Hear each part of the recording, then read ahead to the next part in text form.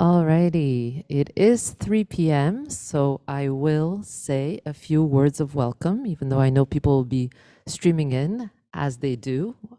Um, just give me a second here. So, good afternoon officially, everyone. Good morning to some of you. Good very early morning to a special guest here today.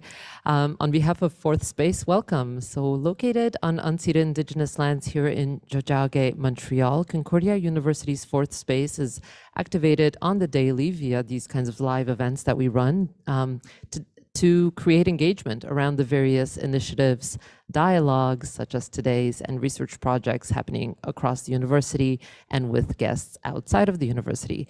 It's therefore our pleasure to collaborate with CJLO once again to welcome you to this workshop, Women in Electronic Music, Navigating the Canadian Music Industry. So I'll pass it off either to Francella if she's here, maybe not, maybe to Kelly in just a second to welcome in our special guest.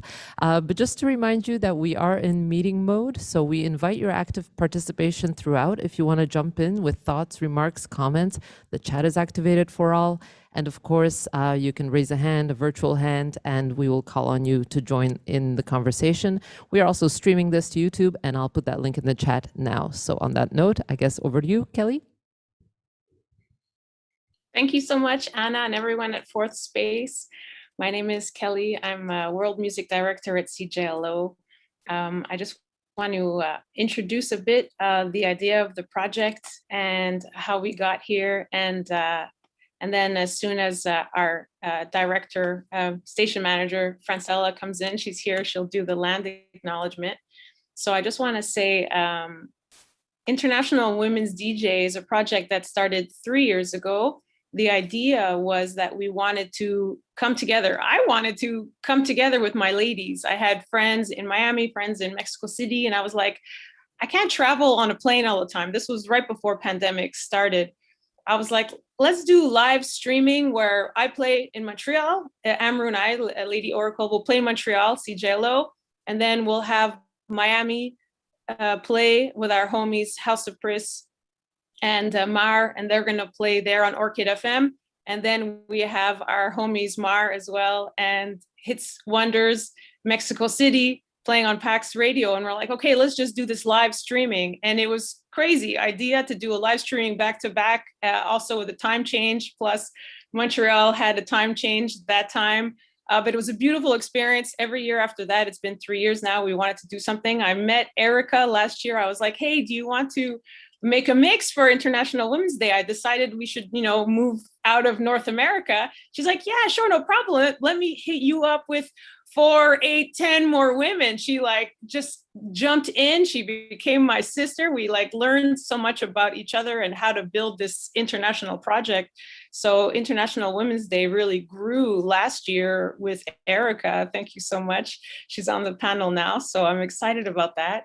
So this year we had 8 women, international DJs from all over the world, I like to say, represented on local radio, because radio is a big part of my life. And the fact that there's a lot of beautiful radio stations, just like CJLO, all over the world. I'm like, I need to hook up with my people, not only female DJs, but also local radio.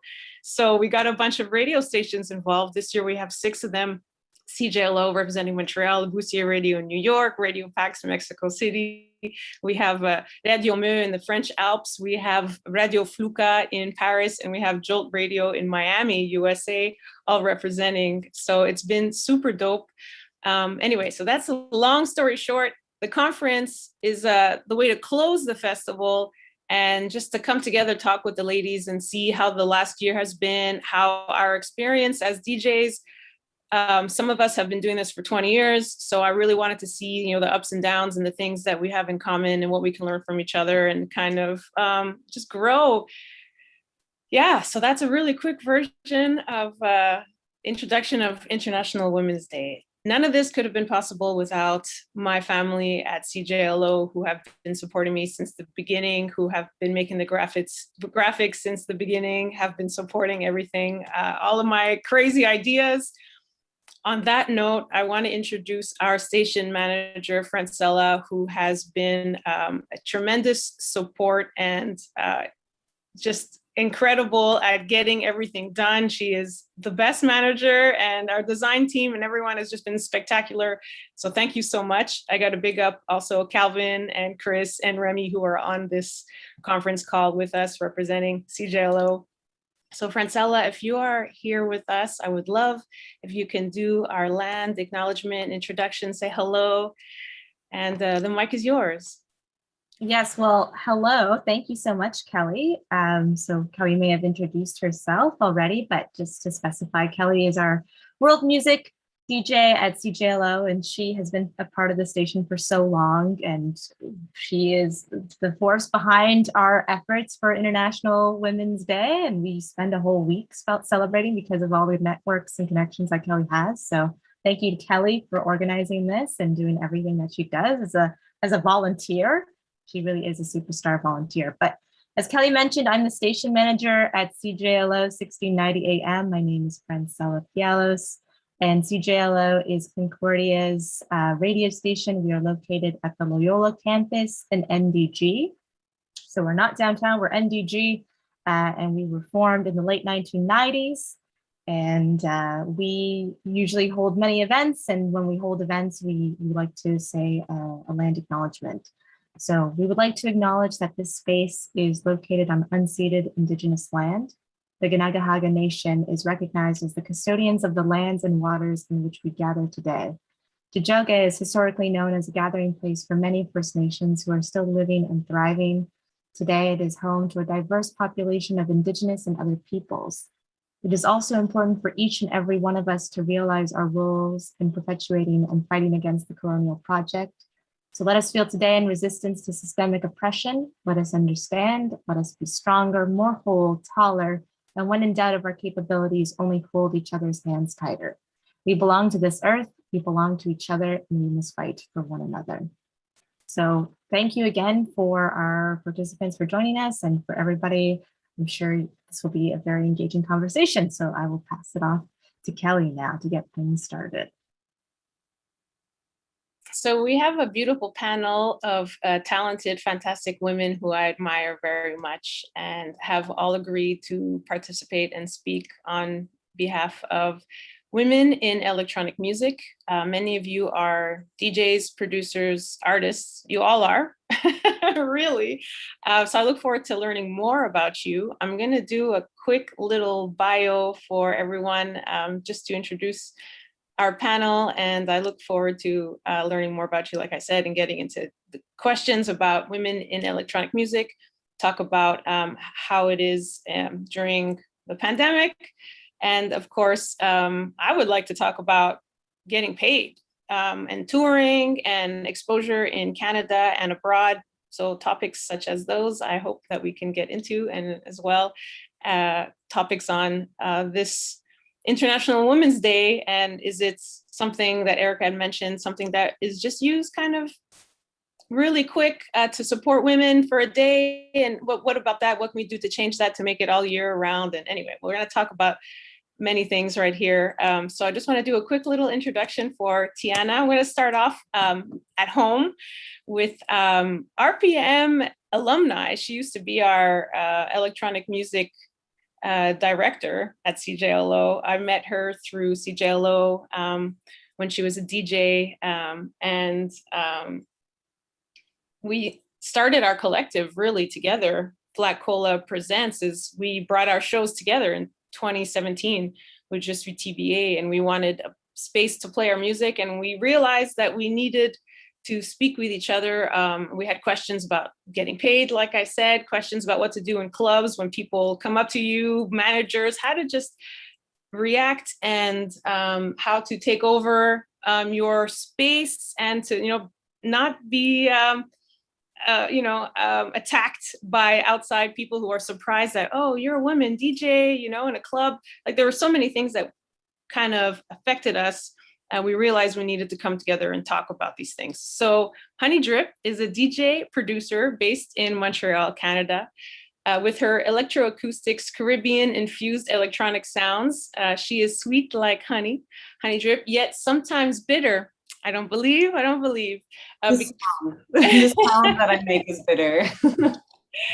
Become entranced by her waves of selections, her show Waves of Honey, and productions transcending left field, techno, bass, breaks, dance hall, so much more. Honey Drip came out with Anti-Ego and Anti-Ego remix EPs that just been taking over the airwaves, as well a new position with Avec Courage, right? So congratulations on your work and everything you've done.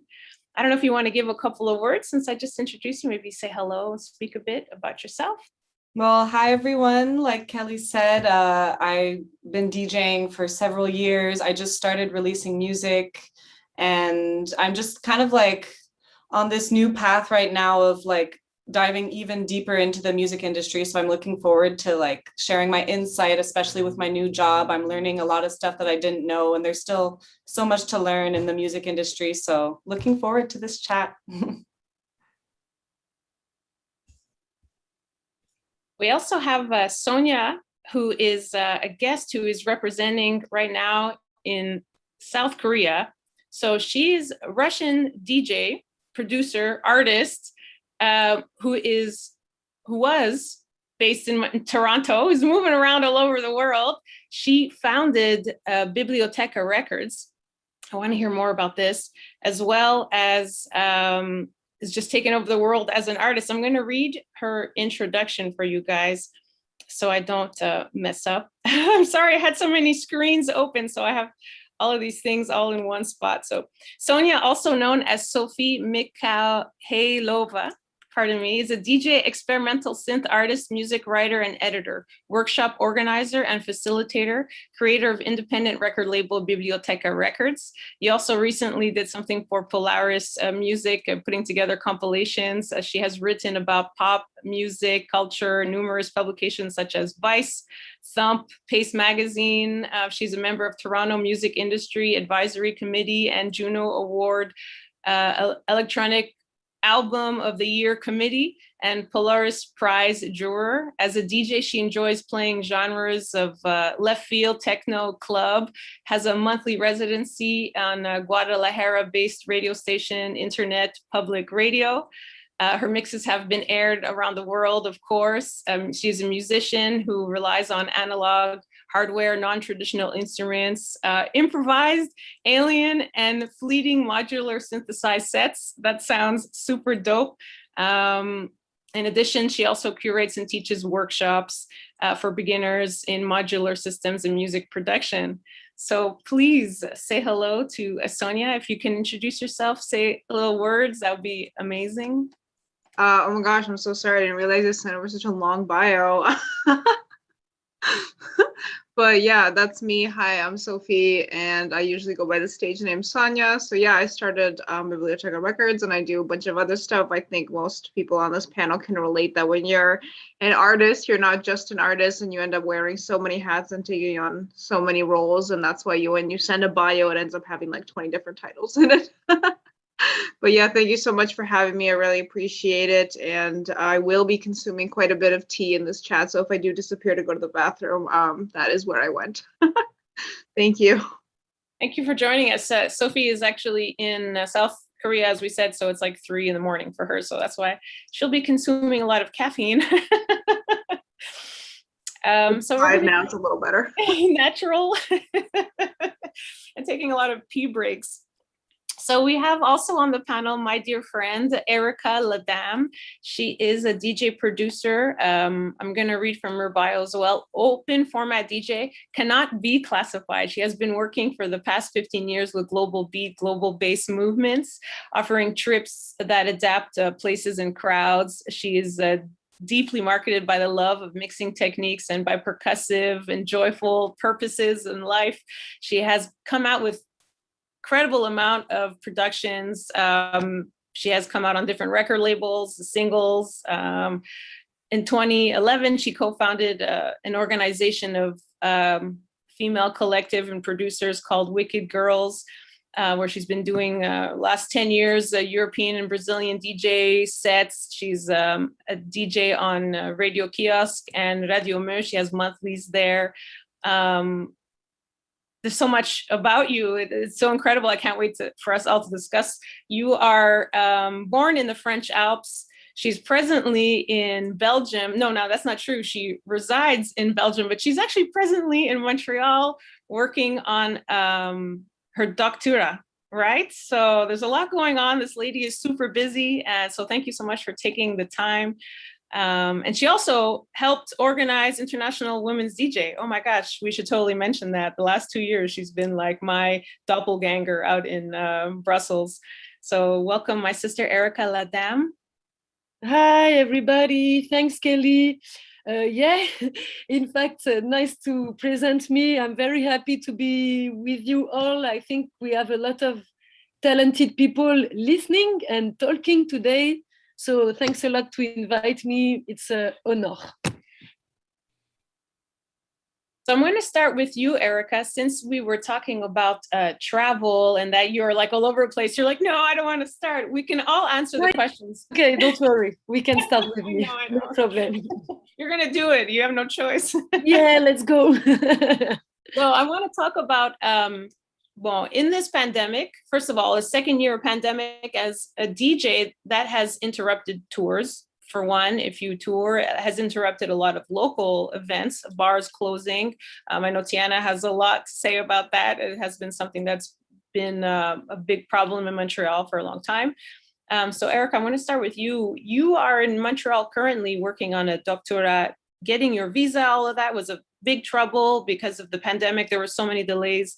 So I already know that the pandemic had an effect. How did it affect your DJing? And what have you kind of learned and adapted and you know?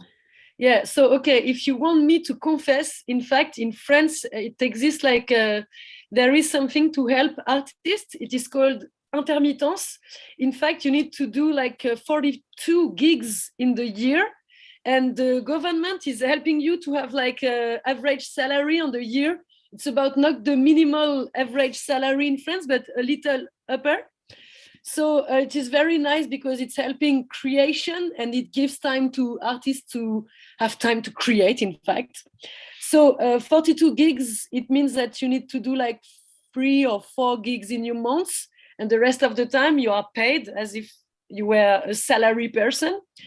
So me, at the beginning of January 2020, I had in January, I had the plan to have this fucking shit. Sorry to talk like this, but I had the plan to have the intermittence. So to have this special set of the government, the special help from the government.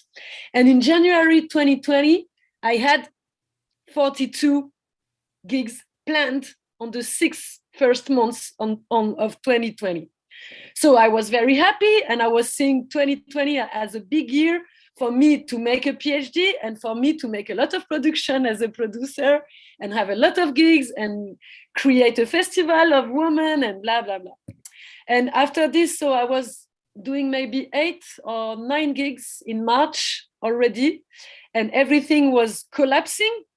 So in fact, at this moment, I was not so much in the drama. I was thinking, okay, let's go. In fact, it's a sign from the universe for me to do more production, and I will find like a way to have money, in fact, because all my finance were based on these gigs and on this project.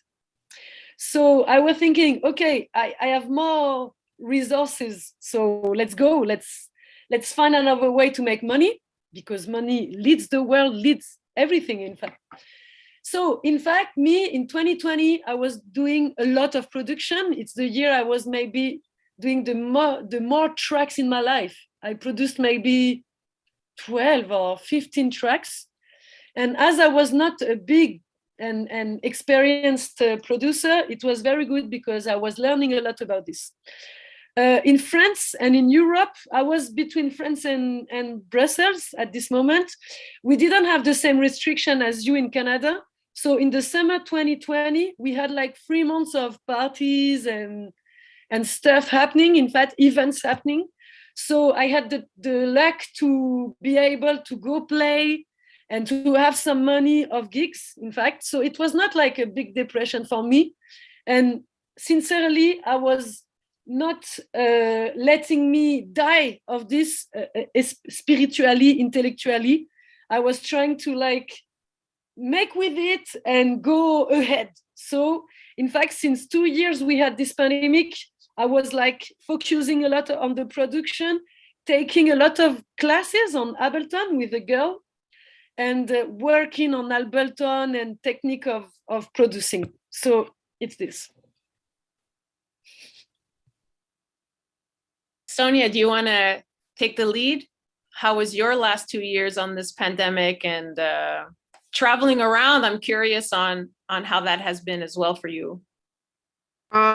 Yeah, pretty much. I mean, in Canada, as you know, it was pretty strict after the lockdown. So pretty much after March, I just stopped being able to perform so much. There was a couple of like indoor gigs here and there. But I decided to, I don't even remember what I did. It feels like it was so long ago. I think once I realized that I wasn't really DJing, I put most of my efforts into doing like mixes. So instead of focusing on like doing local shows, I decided to do a bunch of like international mixes and guest mixes and stuff instead. So I was trying to reach out to people in mostly in Europe, because that's where I thought I was gonna go after everything happened. I thought I was gonna relocate to Europe.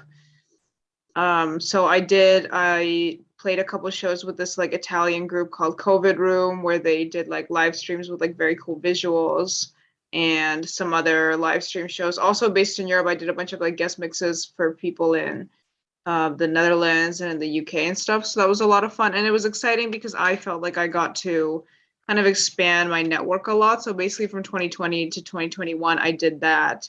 And then I applied for a master's program, which I did not get into. So in order to run away from that emotional devastation, I moved to South Korea, where the restrictions were actually worse. And I think it's kind of interesting to see the club life here. I did go out to a couple clubs when I was in Seoul back in January, because I don't live in Seoul. And so there's still a curfew here nationwide. It was 9 p.m. It's 11 p.m. now. And the curfew has been ongoing for a while. Probably since I got here, it's been curfew. So I got here in August. And what people do now is the club nights will start at like 5 p.m. and they'll go till like 9. So you're going to the club at like 7 and you're hearing songs that are meant for like 4 a.m. It's a very interesting experience. Like, you know, you're walking home and at like 9 and everyone's like throwing up on the street because they're so drunk from the night. It's truly a bizarre like parallel universe situation for sure. And of course, like everyone in Korea is vaccinated because of the I guess more like collectivist mindset here as opposed to North America. So it's like in essence safe, but obviously, as you know, they're having like a huge COVID wave right now. But it looks like the government's just being like, yeah, it's fine, we're gonna live with it now, which is also positive. Also, a big thing in Korea is they don't let foreigners into a lot of the clubs, so you have to pick and choose where you go, because a lot of the time they won't let you in, especially outside of Seoul. So it's very interesting. But yeah, for me, for the last few years, definitely been focused mostly on doing international stuff. Like I started a new residency focusing on having guest DJs based in Asia, mostly in Korea for now, but I've been looking to find DJs based in China, which has been hard because like you're not going to find them on Instagram. They're going to be on other apps. So just been trying to find research on that. And the residency is based in Guadalajara, Mexico, which is a lot of fun. And I'm actually hoping to relocate to South America over the next few months because I think that the vibes there are a little bit more interesting. It's a little bit more open as opposed to Asia right now. So that's kind of my timeline. And yeah, I've had a lot of fun over the last few years, honestly. I think what it really made me realize was that I am not a nightlife person. Like, I'm going to stay, I'd rather record a mix. And frankly, like, I remember not years ago, like a year ago, I had a birthday mix at ISO Radio in Toronto. So big shout out to ISO. And I was talking to the guy at the station, Geezer. So big shout out to him as well. Really cool grime DJ. And I was like, you know what? Like, I would be content to just play radio for the rest of my DJ career. Like, I'm like I'm tired. I worked in nightlife for so long. I don't I want to go to But is bed. it about the schedules, the comfort, or I think honestly, I think what a pandemic really made me realize was that like I just wanted to be quiet and and I think and I'm cold and you know, you go to clubs and it's cold and the drinks are always cold. Like I'm constantly freezing. And when I'm at home, I can wear a sweater and I can record a mix in a sweater. I think I just appreciate the control of it. Although I will not say no to a real life gig, but I'm definitely much more appealing to me these days to be like, hey, yeah, I'll record a guest mix for you. I'll send you the full track list. I'll do a day party rather than like, oh God, you want me to stay up? How late? It starts at 11. Things have changed for me. I don't know if other people feel the same way, but you think it's about pandemic or it's about maybe you are getting old? Yeah, I'm getting old, and the pandemic made me realize just how old that I'm getting. I'm all about it, Sonia. Day parties, all about it. A day party that it ends at 7. I'm in bed at 9. I love it. We're going to pass the mic to Tiana. I'd really love to hear your experience these last 2 years. I know you've been posting a lot about how you miss the clubs and Dachka bar and all these things. I want to know how that's been going on and what you've been doing and how you've been adapting. Well, I mean, pre-pandemic, I was kind of on a good roll. I had gigs like almost every weekend, and it was like steady, and it was nice. I was kind of used to the routine of like, you know, during the week, like researching for music, and then the weekend playing, and then just kind of repeat. And then when the pandemic happened, obviously that stopped. I tried out the whole like live stream DJ parties. I'm not a fan. Like, you know, it was a great concept, and you know, I had a lot of fun on Club Quarantine as a guest. But like the DJ streams that I played, there was like 10 people, and then there was always like technical issues and like latency issues, and it was just like pretty frustrating. So I just ended up not doing any more at a certain point, and I decided it was probably time to start focusing on music and like producing, because I've gotten a lot better, but I do struggle a little bit with self-discipline. And like the reason why I enrolled in electroacoustics was because I was like, I'm not going to teach myself how to produce. I don't have that discipline. So I'm going to go to school and then have someone else teach me. And I have no choice but to submit tracks and stuff. So I finally put all of that knowledge to use in 2020, and it was a big learning curve, but I'm really happy that I finally released music, because I feel like when you start releasing music, it just adds a whole other dimension to your career. And you know, I'm receiving the fruits of that labor right now. I feel like I've connected with so many artists internationally since I've released music, and just garnering more interest, which is really fun. But to go back on the point that Sonia was talking about, I have developed, like, I feel like I call it rave anxiety, because I still am expecting to like play late night parties. I actually have a set soon coming up from like 2:30 to 4 a.m. And I just like, I end up not sleeping the night before, because I'm like, oh my gosh, I hope I'll stay awake. I hope I'll stay awake. And then it's just like super stressful to like have that rave energy, because I really did become more like relaxed over the pandemic and going to bed early and developing a routine. So I understand that whole stress of being able to stay up. No, I love it. I love how we're obviously in similar situations. I agree with the day party and sleeping early. It's something that I guess is a hazard of being a DJ. It's a work hazard, right? So yeah, maybe the pandemic has helped to realize that health is a priority, and we can still be DJs and still be performers and play our music. We just need to maybe adapt the scene. And, you know, when Sonia mentions the music, you know, at 7 or 9, at 8 p.m., when you would walk in, it would be like music playing for 8 or 4 in the morning, pardon me, like obviously the wrong music to be playing. Like maybe we need to not have to aim for that club vibe either, you know, like you can play different styles of music, enjoy, have a fantastic time. Like, I think people also need to adapt the idea of a party, and that it's cool to have a party in the afternoon or whatever, you know. And personally, for 20 years playing world music, not all of my music is like super hardcore. It's, you know, and you can still dance and have a great time with it.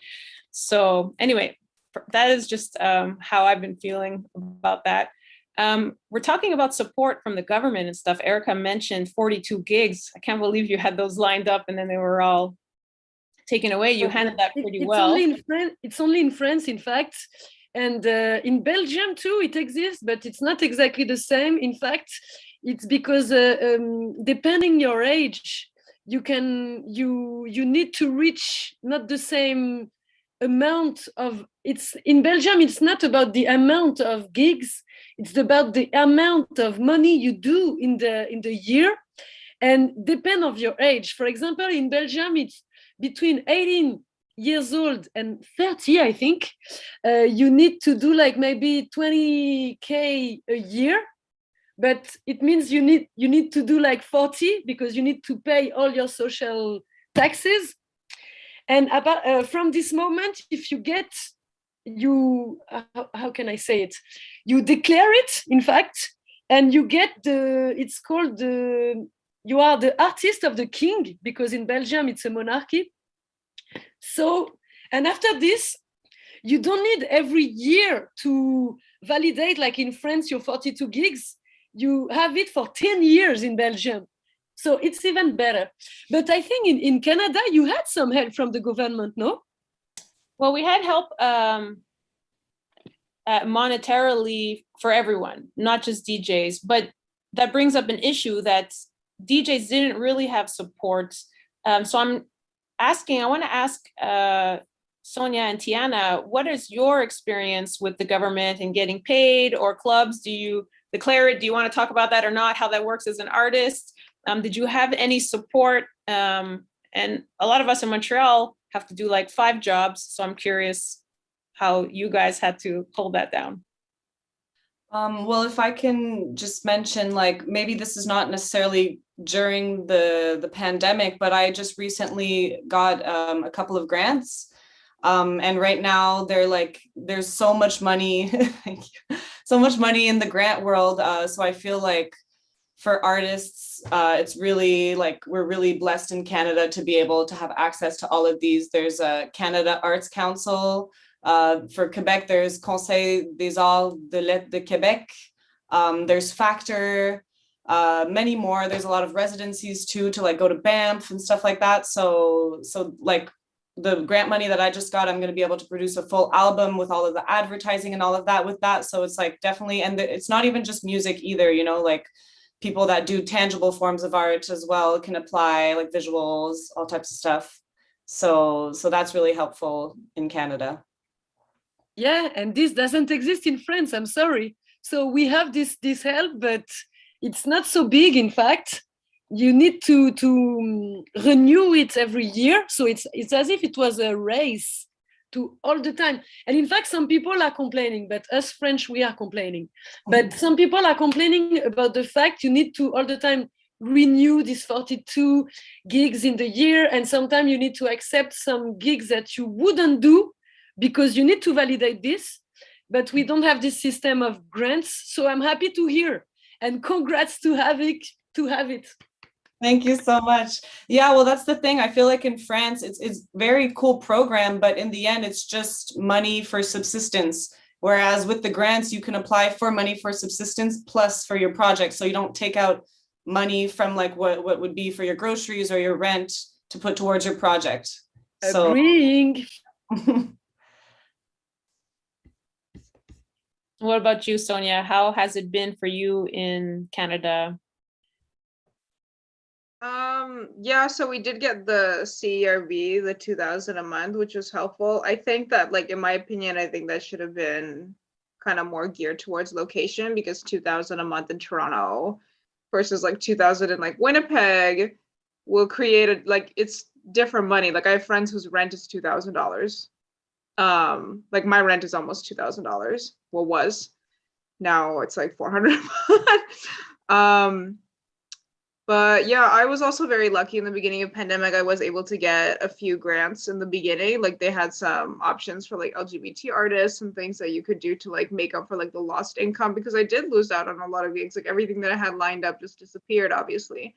And I was also able to play a show with North by Northeast, which also was like paid through like some funding program. So it was virtual. It was a virtual show, but the payment came through as a grant, basically, in essence, because they got a grant, so they handed out like pieces of their grant, if that makes sense.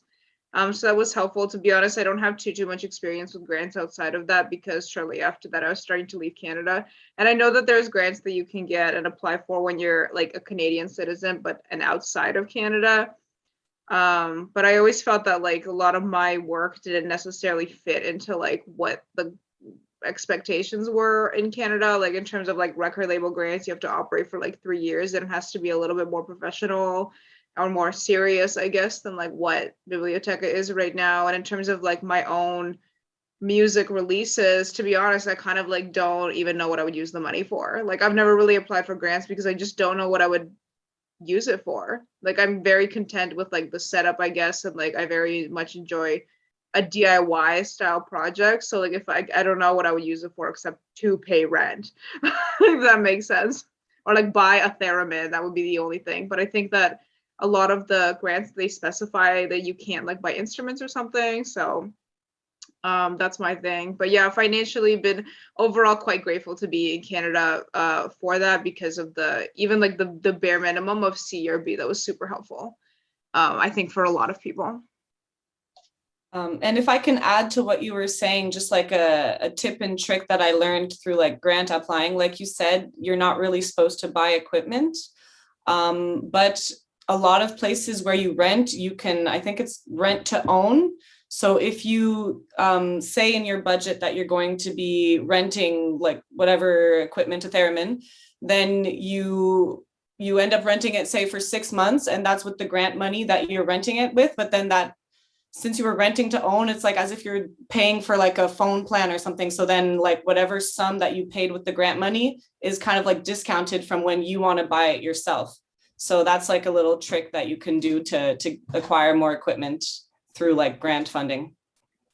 But something was very interesting about what Sonia said about like the DIY culture, because me as a sociolinguist, I would like to understand if it's a personal choice or an obligation from a social pressure. Because in fact, if we see and observe the stats, the path to be a professional in music in the world for women is really harder. So I would like to know, Sonia, how do you feel it? Like, you think it's a choice from you to not professionalize you, get grants, write projects, or you feel it's a social pressure because it's too much hard to construct this clear path as a professional? Maybe my question is clear. Or... I don't really know. I don't know. I think the like word professional can be really vague, especially when it comes to being like a professional artist, because it's like, well, is a professional artist someone who's like released projects or performed to an audience, or is a professional artist someone who does like music or art full time, right? Like, what is that definition? Can somebody who still has a day job be a professional artist? And I think we still kind of don't really know the full definition of that, because there's so many people that you admire and you follow, and then you find out they still have like day jobs, because maybe being a professional artist, even from the outside, maybe just doesn't pay that much in general. That's why we need those grants, right? But the reason I don't apply for them is honestly because I just don't know what to do with them. I don't really know where to start. Like my partner does a lot of grant writing for other people. I just don't think I fit into like a lot of the guidelines for what the grants require. And again, I still don't really know what I would do with the money. Like I'm very in terms of like my own music, which is very like experimental and like left field. I am very content with like sitting around with some spoons and then warping the sounds of those spoons and pots and pans, as opposed to being like, okay, I need some like studio stuff, because I have had studio space before and the effect was not essentially what I wanted. I basically like spend most of my time like recording like the leaves or whatever outside anyway. So I would like to ask Tiana, so like, how do you feel about this? Like, are you obliged to get like a day job or not? Do you feel like the path of professionalization is very hard? This is like something that I've been thinking about recently because the job that Kelly was telling you about that I got it last Monday. So it's very new to me. I've actually never worked full time in my life. I've always kind of been able to like work a few days at the bar and then like DJ sets on the side, stuff like that. So when I first started my day job, I was kind of feeling like as if I had abandoned being an artist, and it was like pretty uncomfortable. And it's like, you know, I'm working still within the music industry, so I'm like doing like helping other artists plan their tours and stuff like that, and it was just like weird to be doing like planning stuff for them that I want to be doing, you know, at some point in my life. And I was like, have I just decided that I won't ever do that, you know? But just kind of, I feel like, you know, like Sonia was saying, there's a lot of artists that I thought they were like my ideal like artists that I wanted to become, and I found out that they have day jobs too. So I just feel like right now with capitalism and just the price of living, you kind of have no choice but to find certain alternatives and like juggle several jobs to be able to like. So in fact, I would like to share my screen with you. This is the right moment. Because in fact, what you are saying both, it can be proved with stats that for women, it's harder to get like, how can I say, to be a professional in the music industry is harder for a girl. Just a minute, I'm going on the screen. So, so guys, if you want people in the chat and in the meeting, you can go on the link I'm putting in the chat, and I will share my screen. It's a very interesting research that Female Pressure did. So it's here. And in fact, in the whole study, so sorry, me, in fact, during Tiana was talking, I was thinking about all this because me, I'm DJing since like the year 2000. It was the year I was beginning to learn, but to get money with this and professionalize myself, it was like 2007, 2008. And since then, I've tried all my forces to be a professional. And I was during 2 years between 2011 and 2012 in Lyon, France.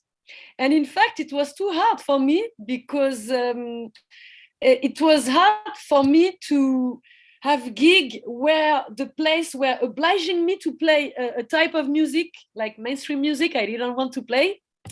So after 2 years, I stopped doing this as a professional because I didn't want to play mainstream, like just to seduce a public, to seduce a place, to seduce a club. So I stopped. And since then, I'm trying to be myself as an artist, like what I want to play, like the proposal I'm doing musically, and trying to be a professional. And in fact, this study showed that although the presence of the girl is growing in the festival, so as you can see, it's awful, huh? These are the male proportion in the festival over the time. It's okay, it's growing, but it's very long, as you can see. This evolution is very slow. And at the scale of a life, it's very slow.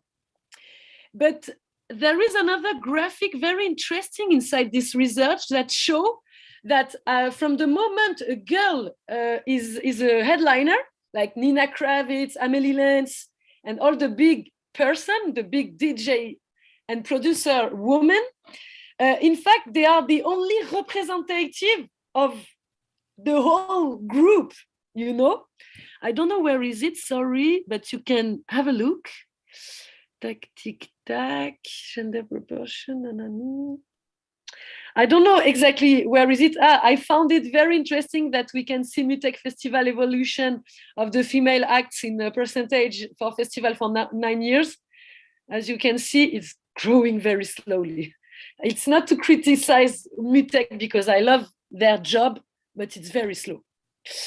And in fact, yeah, there is a graphic showing that the gap between being a beginner as a girl and a headliner is very big. And for a guy, it's more little.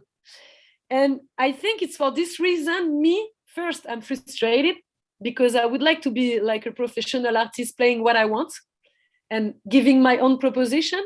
And second, because at the moment, I think at the scale of a life, it's too much slow. So me, for example, I'm reaching 40 years old this year, and it will be too late because after being a woman, after I will suffer of the age. So I think it's a never-ending story, you know? Where is the graphic I'm trying to find? Maybe if I do like Nina. Yeah. The artist who appeared at the Most Festival in 2000. So there is this. And in fact, it shows that at the moment you are, sorry, maybe it's, yeah. Sorry, I invite you to take a look on this all stats, but I think at the moment you are a headliner, it's as if there is a trend of you represent everyone, like, and after you are too much present. You know what I don't know if I'm clear, but this social effect is really visible now. Like you will see a lot of the same women, for example. Yeah, exactly. At the moment, she's a headliner like Jada J, Bless Madonna, Amélie Lenz, Charlotte DeWitt. I don't know. There are some. In fact, at this moment, they are headliner. You can see only them. It's as if the other midliner or little headliner are not present on the stage or on the representation of the festival. And in fact, this study shows this. It's very interesting. Yeah, I'd love to add to that if possible. It's something that I've noticed in terms of like booking women and non-binary people for festivals is that most of the time the promoter is going to be male and the booker is going to be male, first of all.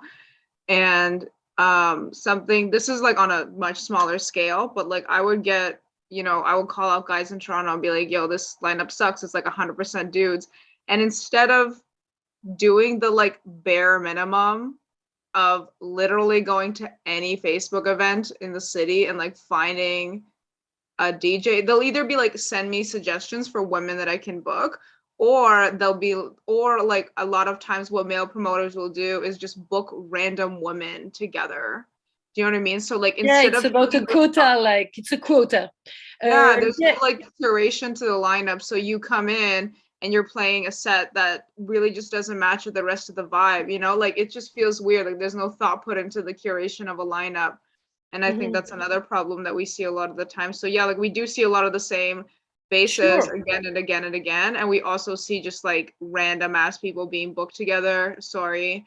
And then we also just see laziness, right? Sorry, it's the truth. Like, I think the reason that we see the same faces is because it's laziness on the side of the promoter. And I think that's the problem to me. It's not that men are not booking women. The problem is that men will book like a 99% all male lineup and like literally not see the problem. That's the issue. Like they don't even recognize that it's like iffy. That's the issue to me. Like they're just like, oh yeah, it's fine. Like I don't even notice because they forget. They're like, oh, women? What's that? Like, yeah, but like Americans traveling to Europe. They're like, Moldova, Eastern Europe. What is that? They're all finding out about Eastern Europe for the first time today. Yeah, but it's true what you are saying. And in Belgium and France, we have stats about this. Like, for example, there is a document, but it's an academic document. It's a research too, that is showing that the director, the function of director of big club and big cultural center in Europe, in Belgium and France, are occupied by men, like 90%. And in fact, I would like to make the same study about the programmation of festival, because I think by knowing it, I know that the fifth biggest bigger festival in Belgium and France, the guy choosing the artist are guys only. There's no girl.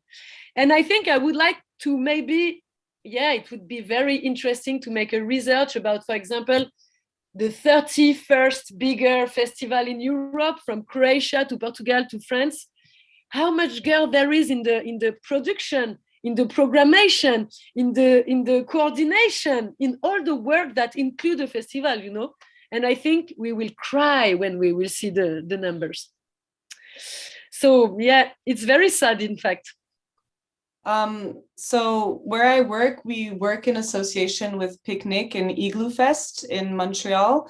And an interesting like method that Picnic has in order to like combat just like the monopolization of lineups, because you know it happens on a small scale as much as a big scale, just like kind of, you know, the same rotation of the same artists, you know, it's kind of cliquey in a sense. So what they do is for local artists, you can only play once in a 2-year period. So say you play Picnic 2020, you can't play Picnic 2021, but you can play again in 2022. So it forces them to, you know, go out and look for different artists, you know, and not just always book the same people because it's safe or because they're friends, you know? How So, nice. It's very nice. Yeah. It's very nice. But in fact, I think I would like enlarge it and make it like 5 years. Depends what cities. For sure, I feel like Montreal, that would just not work. But like yeah, because it's too like much France, little. yeah, exactly. But like France or yeah, just, but yeah, the how can I say, the issues in Montreal are not the same than in Europe, because in Europe you can go to Paris to Brussels in 1 hour, so you can invite some Belgian guys and peeps, and it's okay. Like yeah. So here, because the distances are very, very long, it's not the same issues, for sure.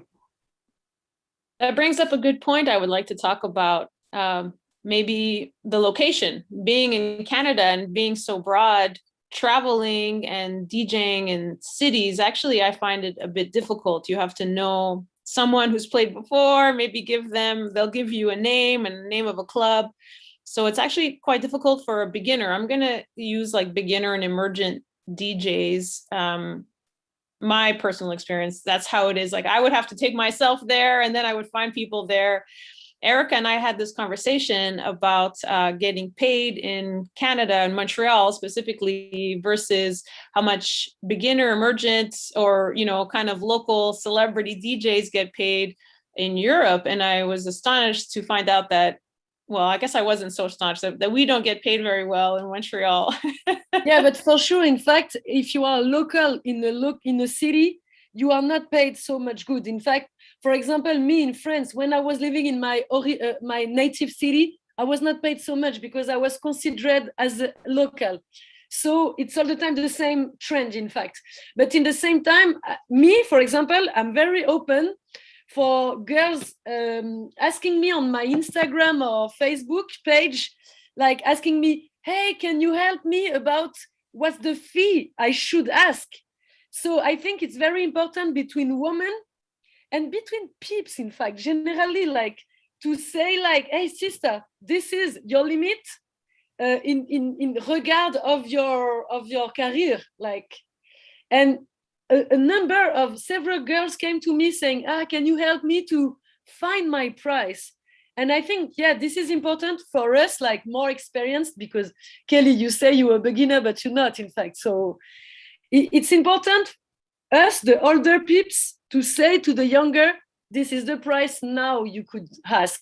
And this is now your price. And this could be like this. And this you need to refuse, for example. I think.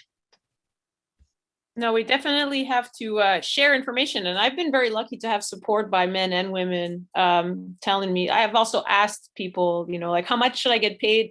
And I was very hesitant to ask some people, specifically guys. I would be less likely to ask them. Headliners and midliners, big midliners. Yeah. You know, for sure. So it was always great if there was a woman there too that I can ask those questions to. And so having, you know, Women's Day in a collective in Flacola was definitely like kind of the idea that people can ask. Yeah, because you feel more at ease, in fact. Hey, yeah. Chloe, you want to ask something? Your mic. Okay, I thought you had to do it. Sorry. And also for me, I don't know what other people's experience is like as a beginner, but I also find everyone, like, especially men, want to tell me what I should charge. Like, I feel like people often give me a lot of unsolicited advice on one end of the spectrum or another, like if it's really lowballing or really like high, but without me asking. And so I feel like having women to know that you can ask and that you're actually like asking for that advice instead of just receiving it unsolicited, which I feel like probably a lot of women and femmes and non-binary folks, it happens to us a lot more. Yeah, not that we can't trust each other, but it definitely happens. I feel a lot more, and I just, luckily had some female mentors in my life who were telling me how much I should get paid, and then I was like, oh, really? Like, no one really told me this. Yeah, but also from like, I feel like I take it differently from other women than I do from like dudes, because I feel like there's a lot of different, or bros, like it's a different context. It's like, yeah. What about you, Tiana? Well, I mean, first off, I do find the whole situation of like not talking about pay because it's taboo in society is just like a capitalistic approach to like ensure that we cannot all grow at equal levels and like understand what we deserve to get paid. When I started off DJing, I at first like, I think like a lot of people, because I was just really passionate, I would accept no pay type of thing, or like exchange with like alcohol or food or something like that. And like, even just before the pandemic, I still like, in Montreal, they don't pay very much. It's usually like from 100 to 200 for like an hour or 2 hour set, And then I've always been the type to like be too afraid to say no to a set, because I was like, if they refuse me, then I miss out on an opportunity. And that was my mentality with that. But like since like things have been opening back up, I've been taking the risk of like asking for more money, and I haven't been refused yet. So it's pretty nice to see that, like putting that in action and like facing my fears towards that and actually being able to get the money that I truly like feel like I deserve. Yeah, pretty much that. I had another thought, but I lost it. And what about you, Sonia? Did you, how did you know, especially with experimental music and sound, like, did you know how much to charge? Was it pay what you can? Like, what did you do? You guys are getting paid? Pardon me? I said you guys are getting paid? Yeah, for DJing. When I DJed in clubs and stuff, definitely. Oh my God, I mean, yeah, I think as women, we are kind of trained to like have a hard time asking for more money.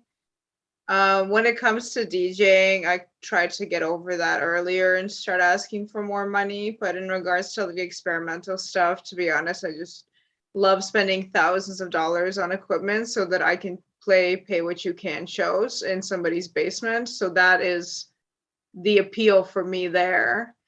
The experimental stuff is very like I would charge more if I was doing like an actual festival or whatever, but if like obviously, but if I was just putting on a show with my friends, like you are willing to eat costs because you just want to put on a show with friends. And that's kind of the same thing, because like nobody was booking me, so I was throwing all my own parties. So you lose money, you lose a lot of money in the beginning. And you have to be willing to either lose money because you want to pay other people and hope that like comes back to you energy wise, or just be willing to break even, right? And that's good. And then later on, when you start making money on parties and you walk away with like $1,000, $2,000 in a night, you're like, oh, that's how much the work costs, because the work is more than just playing a set, right? I think that's what people forget when it comes to DJing. It's not just like showing up with like 100 songs and then playing a set. There's a lot of work involved. Anyway, Tiana, you raised your hand. I'll let you chit chat. Well, it was just like, because you reminded me what my earlier thought was, but like, when you are DJing for something that's like a festival, like, an established festival, corporate, something like that, like definitely it's important to ask for a lot of money because they have money. Like, when I was playing for like Concordia related gigs, I'm like, this is an institution, so I'm gonna like up my price, and I asked for a lot and they would always end up giving it. So that's important. And I also feel like sometimes like promoters or just people trying to book you will like play the like friendly card.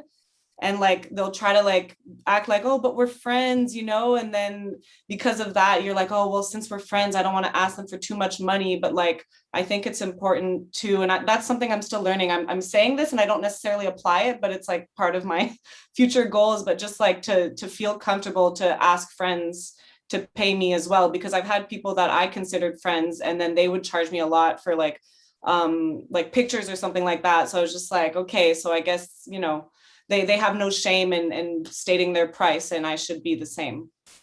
I don't know if this is an issue as a woman, but maybe yeah, like for me, Tiana, at the moment you want to grow as an artist and make your own career, that like as a headliner, this is the aim, no? You should refuse it, but I'm the same, to refuse to play for friends who are not paying you, like, and it's the same case for me. It's very hard because me, I'm coming from the underground, and it's like your music is very niche. So I think it's very difficult to say to some friends like, yeah, I've made it for years, but now it's time for me to say no to this type of gigs, because after this there is a rumor about me accepting this type of fees, and I will stay blocked at this level of midliner all my life. And at the moment, no, in fact, it's questioning a lot about the moment. When are you growing as a headliner or not?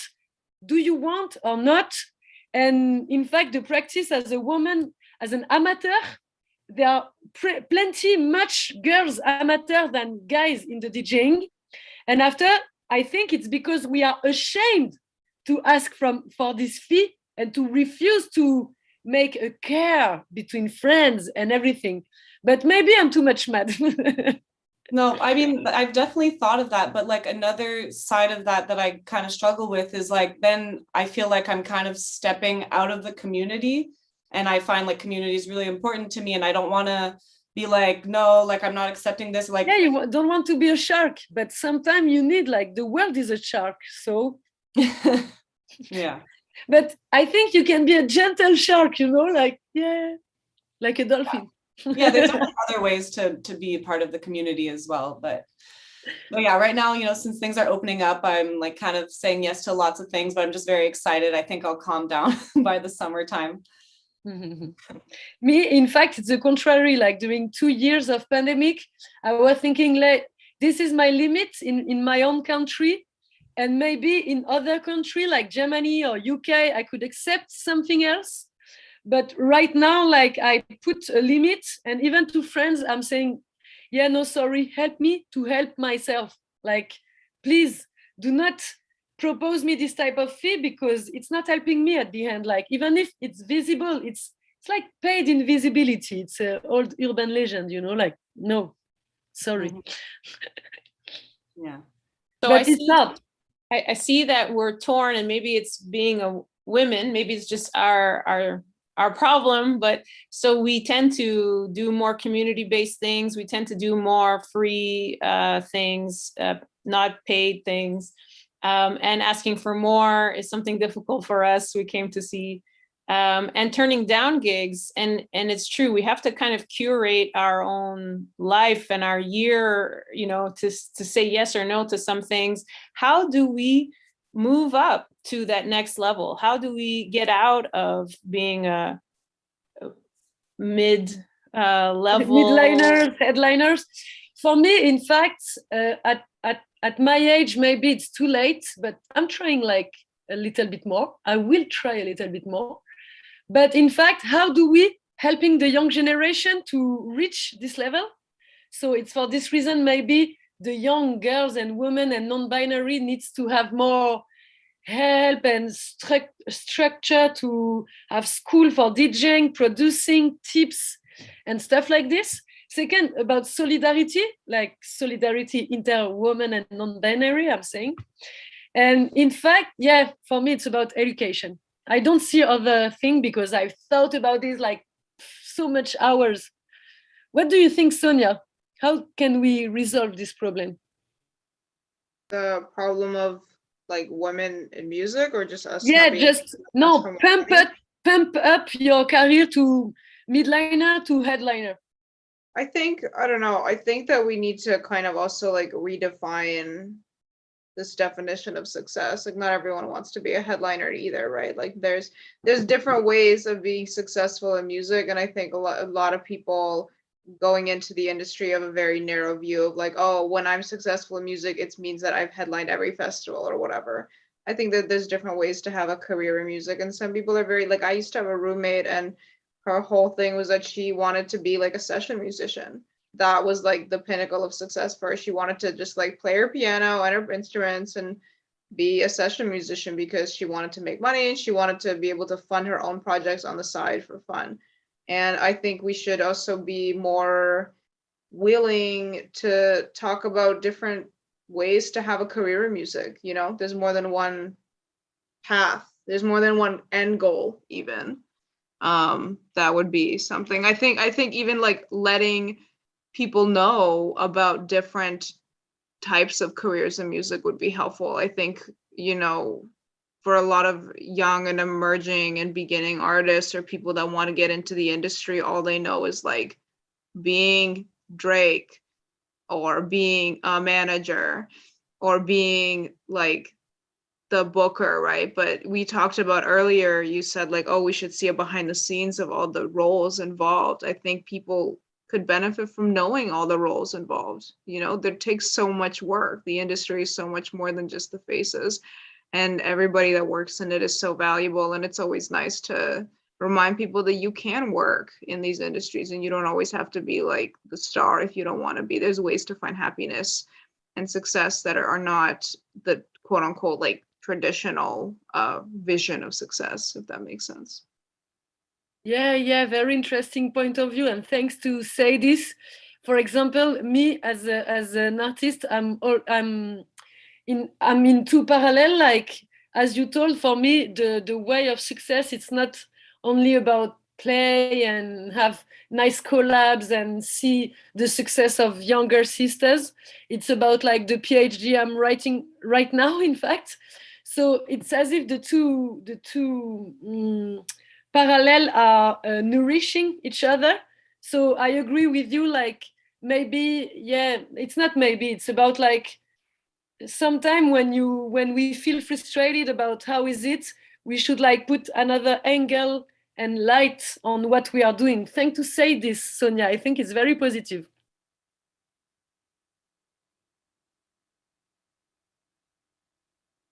Woo. Tiana, I wasn't sure if you were going to speak. Did you want to say something on that? In terms of like leveling up the career? Well, I mean, like, I feel like in the music industry, it's really like a long game type of thing, you know, like I always see these things about how like, you know, we see an artist as blowing up overnight, but like that artist, it took them 10 years to blow up overnight, you know? And I'm definitely noticing that like my career has been steady and constantly growing, but it's been long and it's going to be much longer. And, you know, that's why it's so important to be like passionate about what you're doing and be passionate about the music, not passionate about the end goal, you know? Uh-huh. So yeah, Kelly, we talked about this too, like the long way. Absolutely. Long 20 game, years, you know? 20 years in the making. I also had to reassess what success was, and I realized that I am successful. I'm alive, my family's alive. I'm able to pay for food, my rent, my, you know, travel. Not in the last couple of years, I've been working hard for sure, but that is success. To be able to sleep in on a Sunday or to not work on a Saturday night, that is like the biggest success in my life. I'm like, oh, I'm just relaxing, watching Netflix. I made it, is what I tell myself. You know, I'm like, Kelly, and saying no to gigs, like no, I don't want to play after 1 in the morning. That's success, you know. That's and it's not that level two. We were talking about that. I really appreciate Sonia mentioning that as well, because and Tiana, you're saying like it's been work and we're in it for the long haul because we love it. We do this because we love it.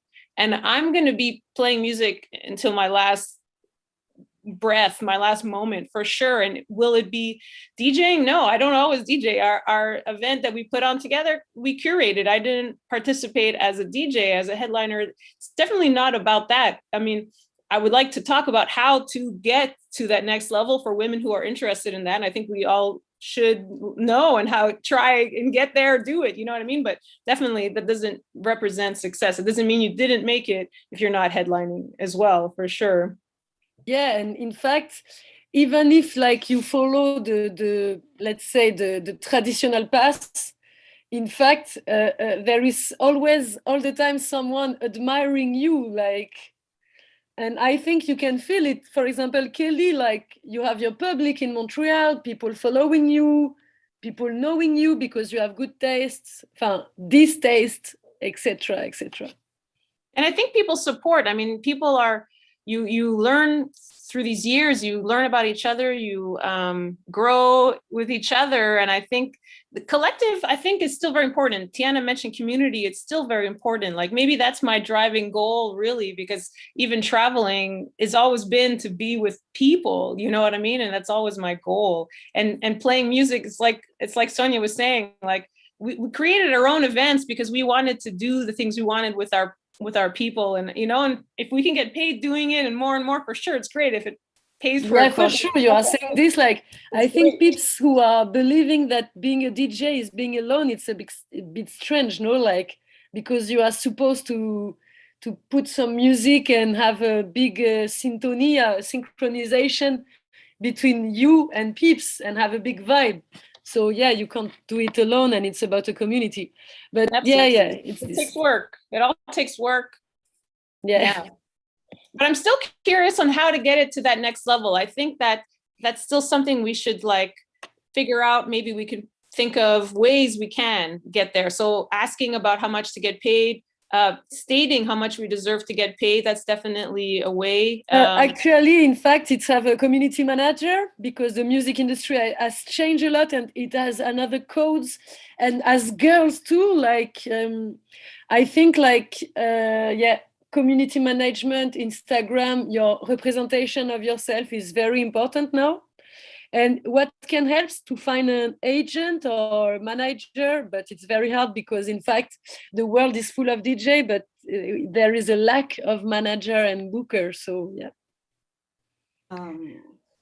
If I can add to that, I think it's important for young artists to like ask themselves what they want to be, because I find like there's a bit of a divide between like producer and DJ.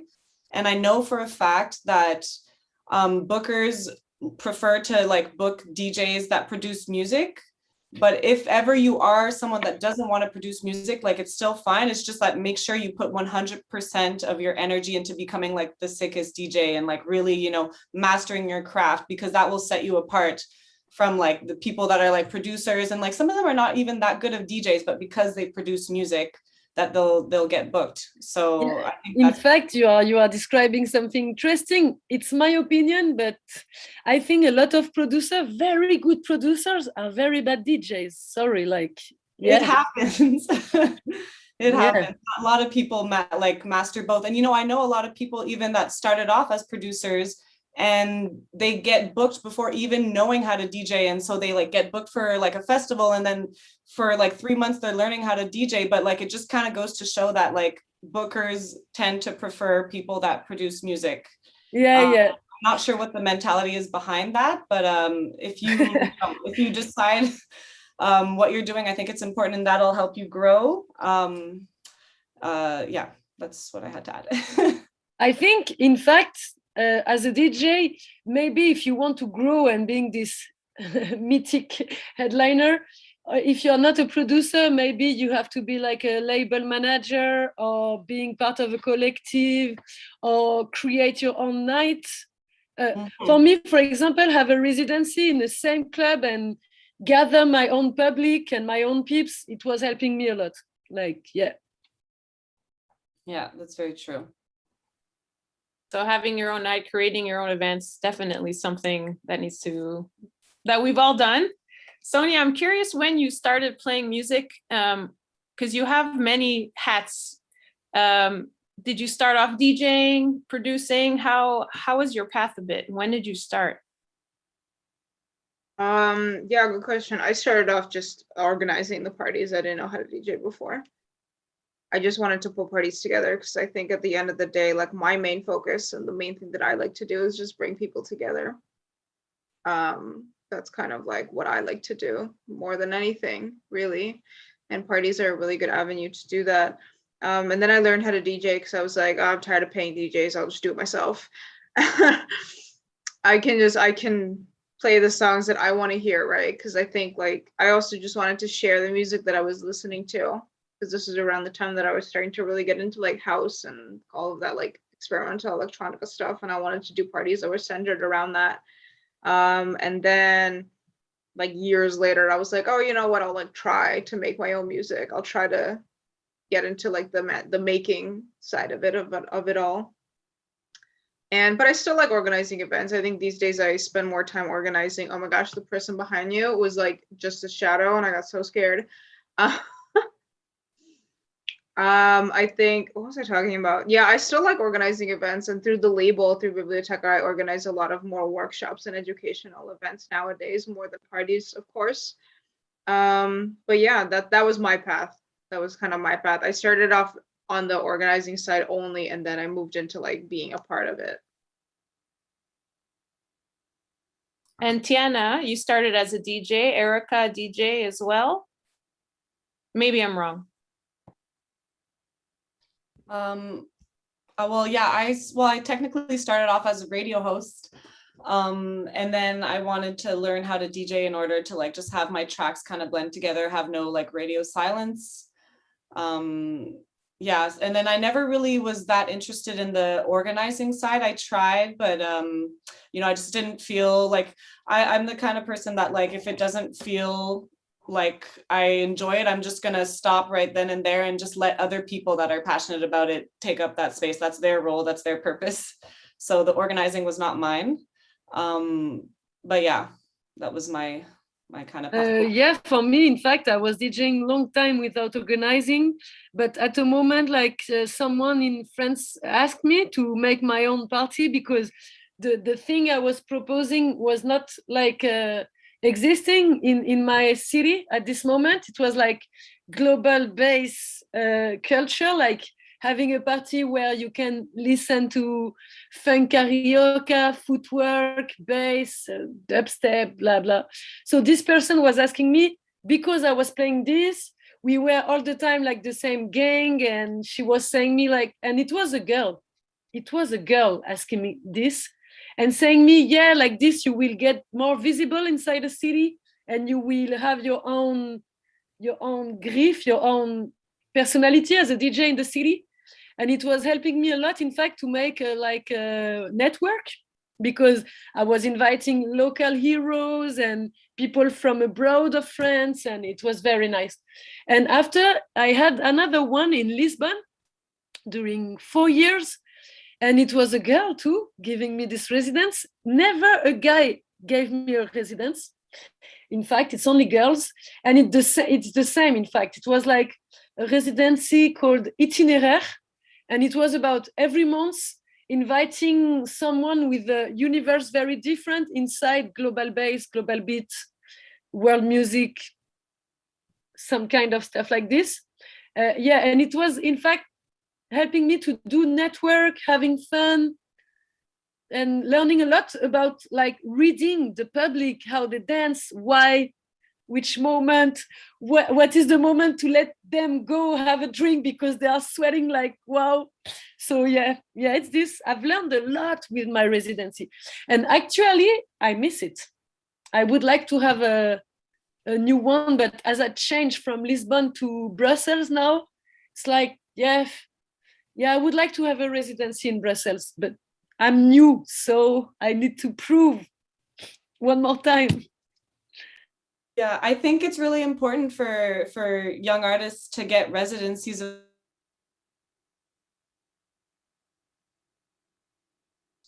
Sorry, did I cut?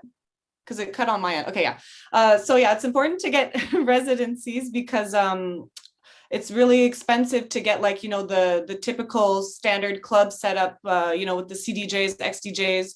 So for my part, like learning how to play on XDJs and all that was through getting a residency at like this small like cocktail bar And like, that's really where I feel like it's important if you want to get better at DJing, because otherwise, if you can't afford to have your own equipment at home, then you only get to learn as you get DJ sets. And if it's like twice a month, then it's not really enough, it'll take much longer to become comfortable on the equipment.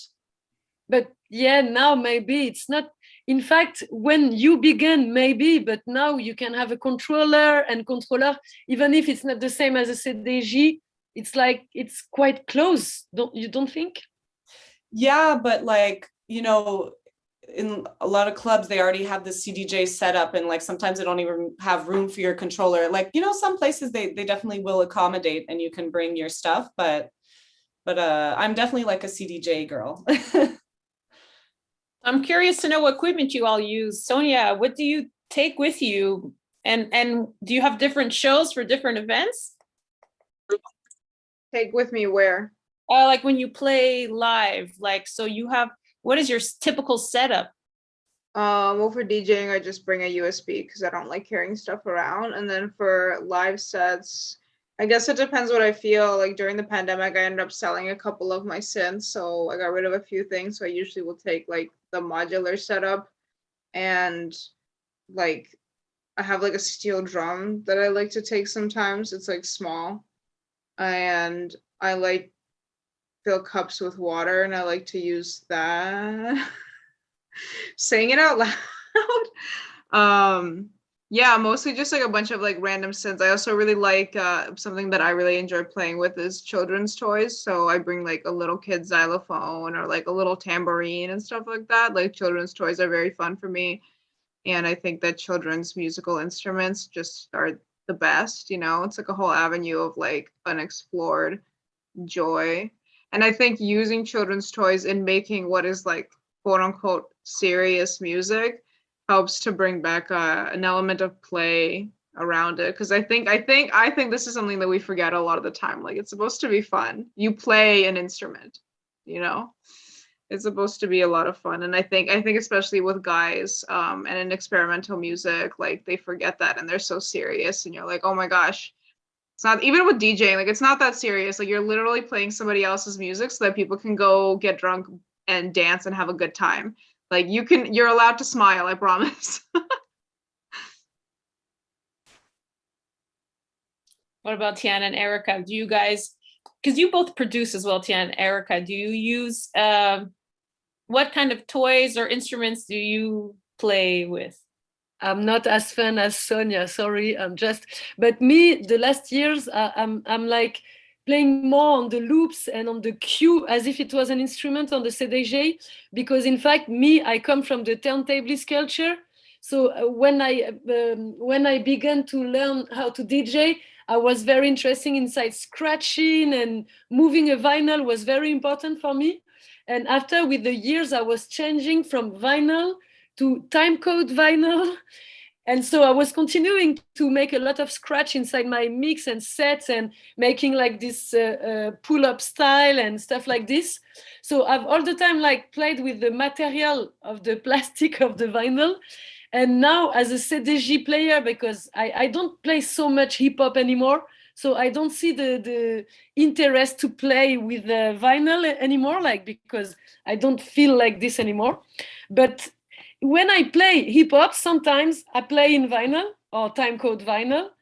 And when I play the rest, I will play CDJ, but I will play a lot with the cue and the loop, and putting like some I don't know how to explain it, but it's a technique you can do it. It's very interesting. Otherwise, no, I'm not as fun as Sonia. And yeah, I have a friend like you, Sonia, who is doing this in Europe, but it's not with the children toys. It's with real instruments like maracas, like a tambourine, the same, like, but she share it with the public sometime, or she have some whistle. It was before the pandemic, because now we don't share any more whistles, but yeah. And yeah, she's bringing some whistle and distributing to people. And yeah, it's very interesting approach. And you, Tiana? So when I started off, I was DJing on Tractor. So I had a little like Z1. It's pretty much a mixer with 2 channels, a little bit of effects. And then I started learning CDJs. So I got really good with using those. I know a little bit how to DJ vinyl, but it's pretty difficult. And like, you know, having vinyls is pretty expensive too. So I never really got fully into it because it's kind of expensive. And as a producer, I use Ableton. I got Massive, which is like, what do you call it? Like a synth wavetable program where it's like It's really a VST, no? Huh? It's a VST. Yeah, it's VST. Yeah, exactly. So I use that, and I also use the Arturia Micro Freak, which is like a pretty affordable synth as well. So yeah, that's pretty much the equipment that I'm familiar with. I got some CDJ 850s this year too, which is pretty fun because they're like kind of in between using vinyls and like the modern CDJs, because you constantly have to like adjust them and like touch the pitch. So it's not like easy beat matching and syncing. So I'm learning a lot using those, which is fun. Sonia, did you mention the synths that you use? Some names, or I'm interested. Gosh, I mean, I didn't take anything with me to Korea, so Oh, I'm okay. yeah, so I'm kind of just hanging because I knew I wasn't gonna play, right? Because everything's closed. But I have at home my modular synth setup, so I use the big fan of the Moog DFAM drummer from Another Mother. That's like a big staple in my piece. Sorry, big staple piece in my setup rather. And then I also have a few modules. I try to keep like a very trim setup. Like I like the working with restrictions, and I like having minimal things. So I use a lot of mutable instruments, so clouds and rings, really good modules. And one of my favorites is from, gosh, who makes it? Make Noise Engineering, and they make Loquelic Test, which is really nice for like drone sounds. Most of my live sets are very improvised and droney and very like free form. So you never know. You never know what's gonna happen, and it's always a good time to be surprised when it chooses not to work. But yeah, those are some of my favorite go-to modules. I usually will find some way to rearrange working with those, do at the set, and then, you know, toss in a couple. I'm a big fan of the Volca series from Korg, if I'm honest. They're really affordable. They're super sturdy and just durable, good sounds from them, minus the modular one. The modular one kind of sucks, but the rest of them are good. And we have actually in the audience, Liz Hits Wonders, who also uses Ableton. I don't know if she's away from the computer or listening, but I see that she's in the participants. I also want to shout out DJ Carol, because Erica, you were referring to her with the whistles, right? She would share the instruments. We also have Black Gold and Mickey Gold in the audience, actually, who also participated in International Women's DJ this year. So if they want to... Superfly. We have 30 minutes, so I really want to use this time to talk about you know, any questions that people have, and just generally. There's Black Gold. Hi, Mama. Beautiful. Hi. Representing Montreal. So yeah, if you guys have want to open up the questions, I would like to use this last 30 minutes to open up some questions if you guys want to talk to each other or whatever you have going on, but this is our space. Oh, I also want to shout out Angelica, who's in the audience, who did all of our graphics at CJLO and Avalon. Or maybe too, it's the moment, like if some peeps have question to do, like, yeah, good moment, do it.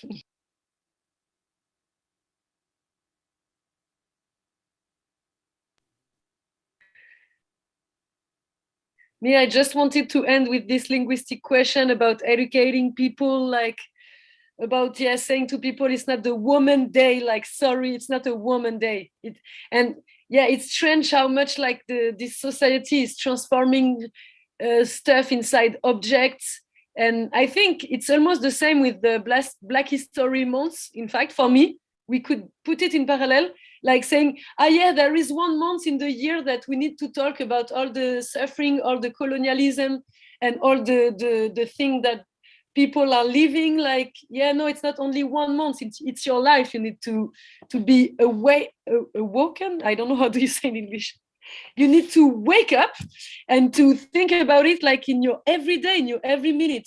So yeah, maybe today I was a bit like trying to not being aggressive, but saying to people, no, thanks.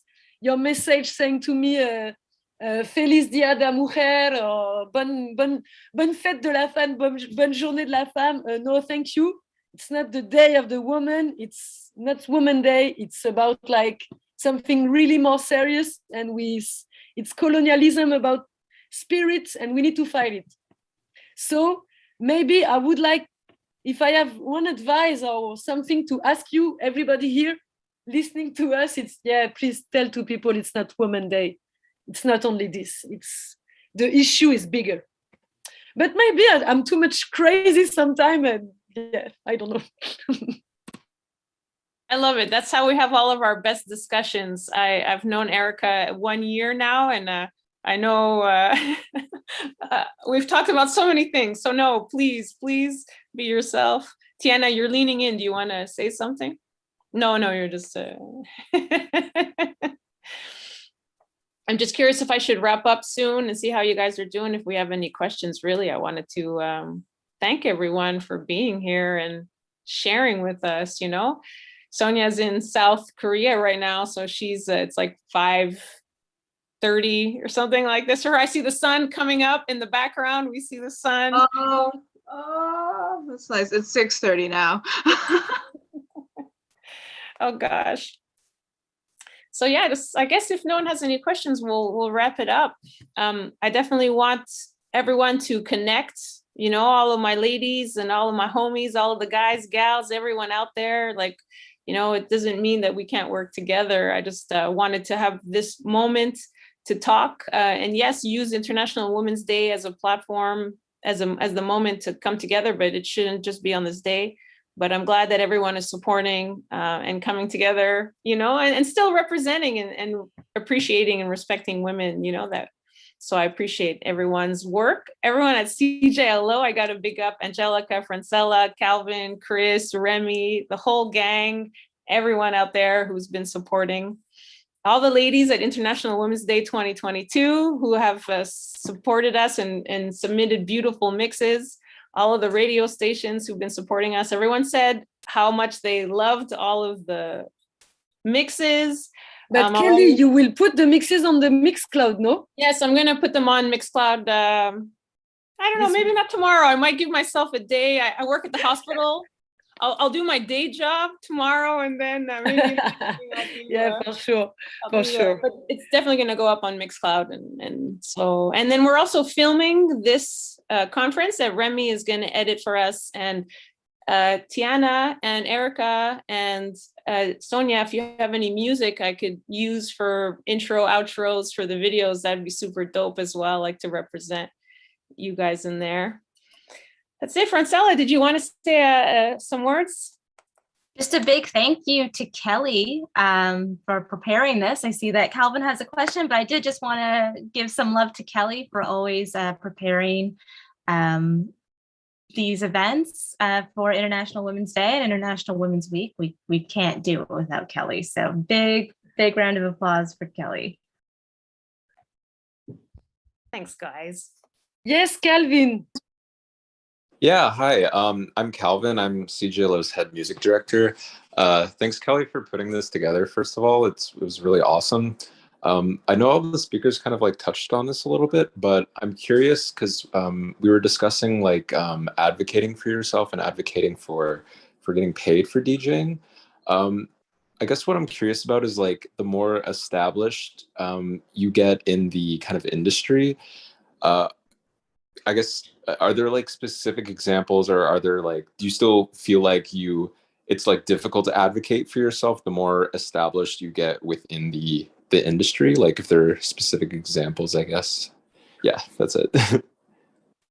Tiana, you begin.